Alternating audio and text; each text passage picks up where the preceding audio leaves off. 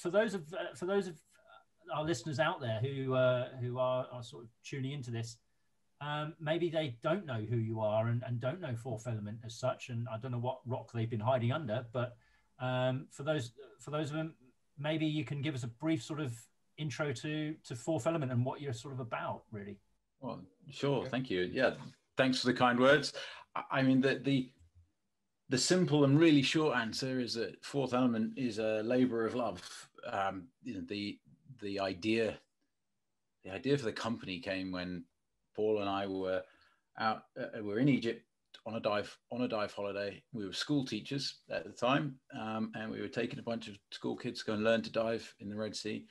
And after a day of frankly mind-blowing diving out on Ras Mohammed, with surrounded by barracuda and snapper and everything, we were just kind of kicking back, drinking a couple of beers and talking about diving and talking about what we enjoyed, and fundamentally about how when you learn to dive, there are some people who it just becomes part of who they are, and I liken it to being bitten by the radioactive spider in Spider-Man, and you know, something fundamental goes on at that sort of DNA level that he becomes Spider-Man. And when you suddenly, maybe you're experiencing higher concentrations of nitrogen in the blood, but something changes, and you know, and diving becomes part of your identity. You identify as a diver, and we both were passionate divers. You know, I'd been traveling around the world, diving everywhere I could. Paul had been teaching diving, and really just, you know, and actually when we first met, he was in the throes of crossing over from being a British Aqua Club instructor to being a PADI instructor.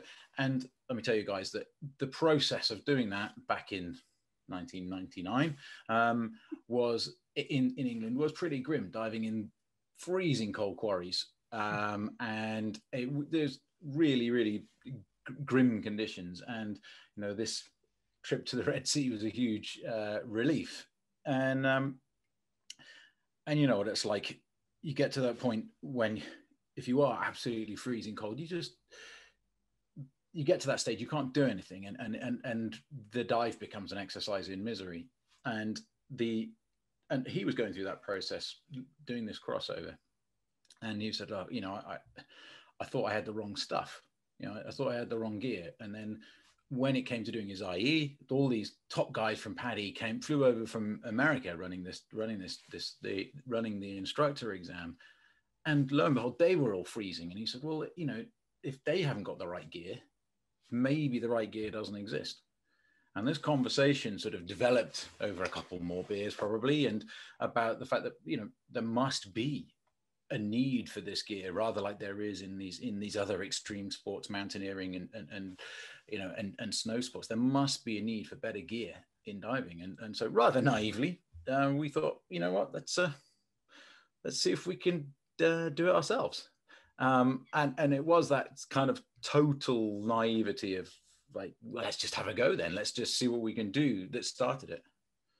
I mean, that's pretty brave stuff, right? I mean, honestly, that's you knock it on the head, right? I mean, a lot of us here, I mean, Andy and I, we've started businesses, and we've started this business, and you know, just taking that sort of, it's a leap of faith, really. You've got an idea and you've got a belief, and I'm in awe of you and Paul for what you have achieved out of what stemmed out of, yeah, like a you know, you're talking sort of back of a napkin sort of idea over a beer after a dive, you know, and you grew a brand, right? And that takes some guts to do that, to take that leap.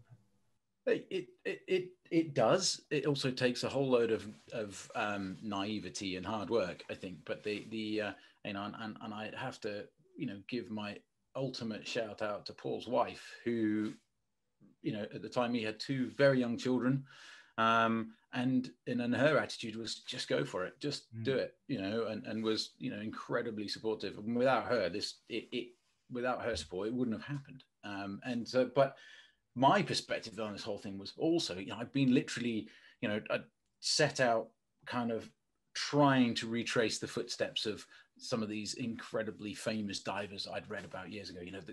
Cousteau discovered Cipidan, and this sort of stuff. And so I went to Cipidan while traveling the world, and I went to the Great Barrier Reef, and I did all of this stuff that I've read about and I dreamed about while I was at university. And then what I realized is that everybody who's in this, in our sport, unlike surfers, they didn't have a brand that they wore that said, that showed how proud they were or how much they identified as divers. And that was my input really from the other side was, there's nothing that I wanted to wear that said I'm a diver.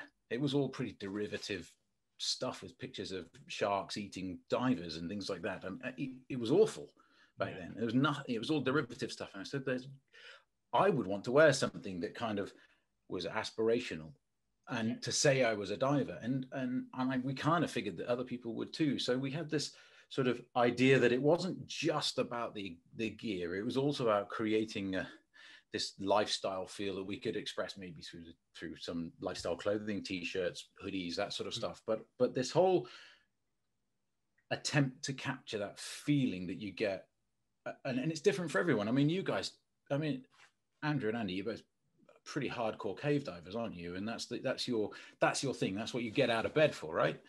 And for me, it's at wild animal encounters. That's my that's my thing.